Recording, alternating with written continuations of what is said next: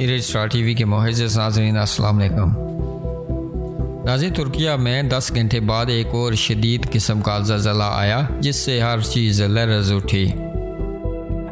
आज सुबह तुर्किया और शाम समेत मुख्तलिफ मुल्कों में 7.8 शिद्दत का ज़लज़ला आया था। ज़लज़ले ने बड़े पैमाने पर तबाही मचा दी।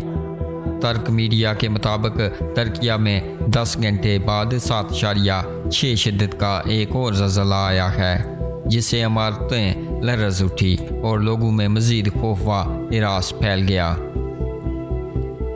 कबल अज़ीन आज सुबह तुर्किया और शाम समेत मुख्तलिफ मुल्कों में ज़लज़ले के शदीद झटके महसूस किए गए हैं। ज़लज़ले से 912 अफराद जाँ बाक और हज़ारों ज़ख्मी हो गए।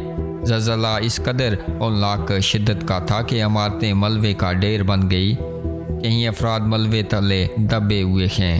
हलाकतों में इजाफे का खदशा ज़ाहिर किया जा रहा है।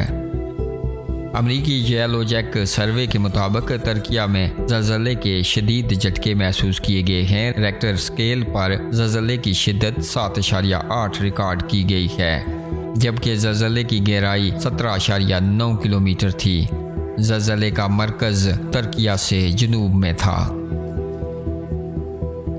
नाज़रीन, तुर्क सदर रजब तैयब एर्दोगान ने कहा है कि ज़लज़ले से हलाकतों की तादाद 912 हो गई। ज़लज़ले से 5383 अफराद ज़ख्मी हुए। इनका कहना था कि हलाकतों की तादाद कहाँ तक पहुँचेगी अभी अंदाज़ा नहीं लगा सकते। तुर्क सदर ने कहा कि ज़लज़ले से 2818 इमारतें मुकम्मल तौर पर तबाह हुई जबकि 2470 अफराद को मलबे से निकाल लिया गया। इनका कहना था कि 9000 रेस्क्यू टीमें काम कर रही हैं। तुर्क नायब सदर ने कहा कि ज़लज़ले से मुतासरा शहरों में स्कूल एक हफ्ते के लिए बंद रहेंगे।